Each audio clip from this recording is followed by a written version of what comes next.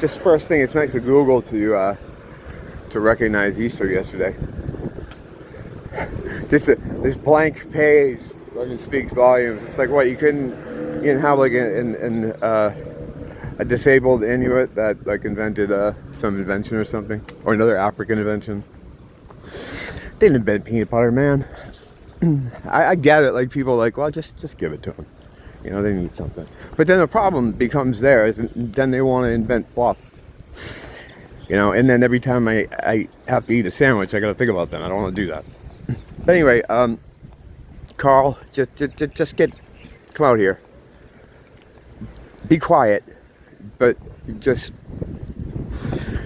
I don't want to go through all the editing it's going to take to get you in and out of this thing. And I'll plug your book. Everybody read Young in Africa.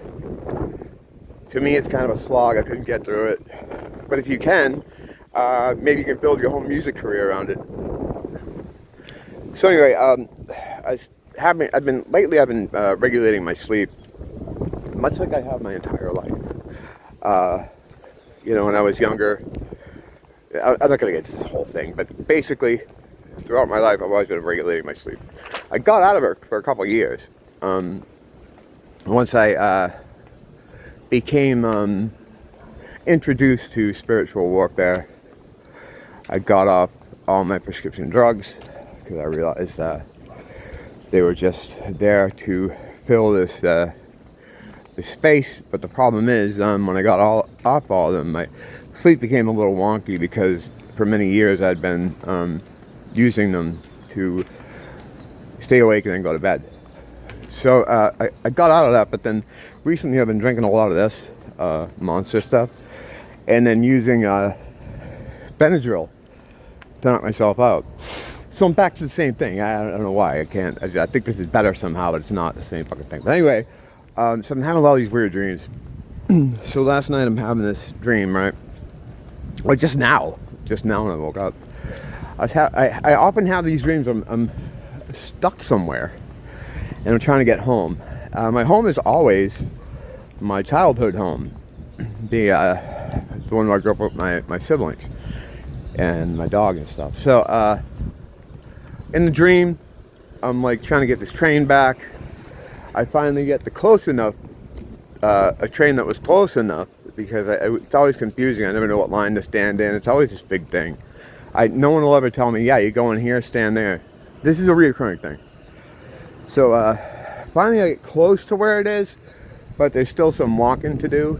And you can't use phones in dreams. You can't make phone calls, but somehow, some way, I had a phone call with my sister.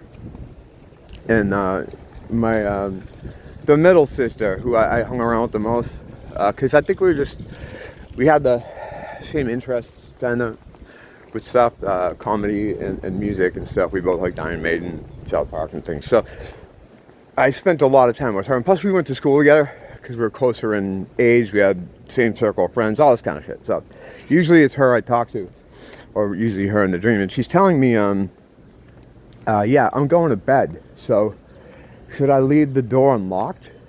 And I think it was like at 1 o'clock in the morning, and I'm like, yeah, just leave the door unlocked. I'm coming home. I'll be there soon. Because she didn't want to go to sleep with the door unlocked, you know, and I understand that, you know, because no one wants to do that. How you doing? So she says, you know, I'll leave the door open. Yeah, please leave the door open. I'm going to make my way there. So it's kind of a bit of a walk. Where I was in the real world, in the 3D realm.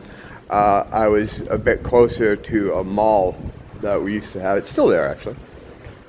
The Loop. I wasn't quite that far, but I was coming out of a housing development kind of area. And I start making my way there. And the way there is by following a bridge, just like in real life. But for some reason, in this, in the dream world, I've been through this many times. You got to go through this really thick shrubbery, which I guess was there in the real world, but I didn't ever have to go through it because there was always a way around it. But for some reason in the dream, you got to go through it. So it's kind of a pain in the ass. So I'm making my way over there, and I'm like, God, it sucks, right? And then I wake up. There was no triggering event in the dream that pushed me out of it, except that, you know, my lamenting that I have to fucking make this shitty walk. And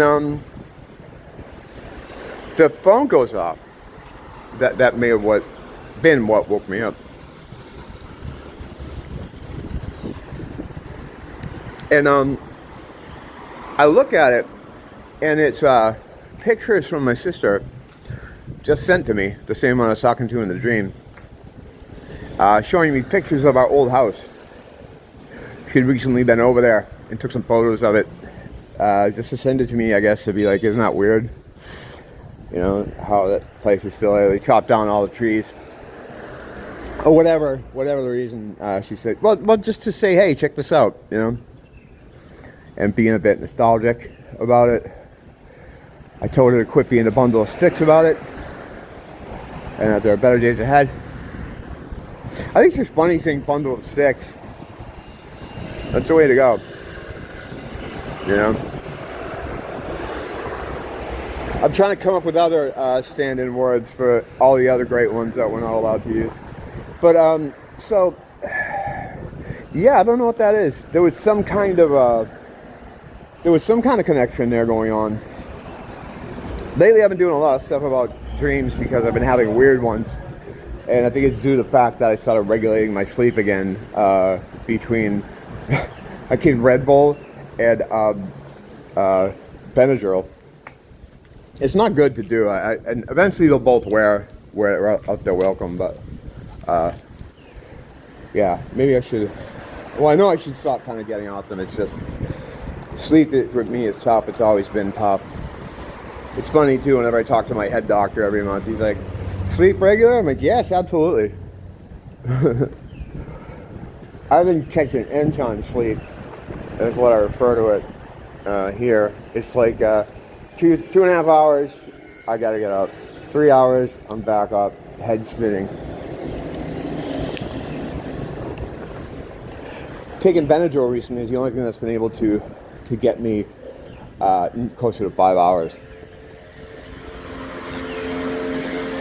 I don't know, I shouldn't do it. It's unnatural, and the Benadryl messes with your pineal gland a lot.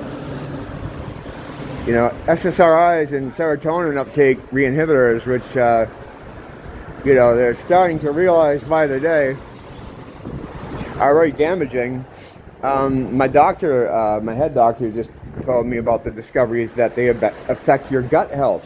Oh, wow, what a surprise, because, you know, see video the other day, that's where the major part of you is, your electricity cluster from broadcasting to these bodies, these antennas. And whenever you see like them trying to draw someone's soul out, it's always through the stomach. I'm not going to put up all the pictures again. It's everywhere in media. So they're starting to make a tie between your pineal gland and your gut. Well, yeah, duh, because the pineal gland is kind of like your transmitter to be able to go into the other world. And where you're residing, the major part of you is in your gut. So of course they're fucking connected. I mean, and the thing with the pineal gland too is everything you eat and drink, especially fluoride, is made to calcify that thing so that it's not functional anymore. So that's a little stone. In most people, their pineal gland has been crystallized to a point where it's like a rock. So you're not getting any connectivity through there. But it still has an organ makeup that makes it desirable for the creeps to consume them, for them to get their, you know, connection to whatever dark gods that they talk to, you know, adrenochrome, you know, all that kind of shit.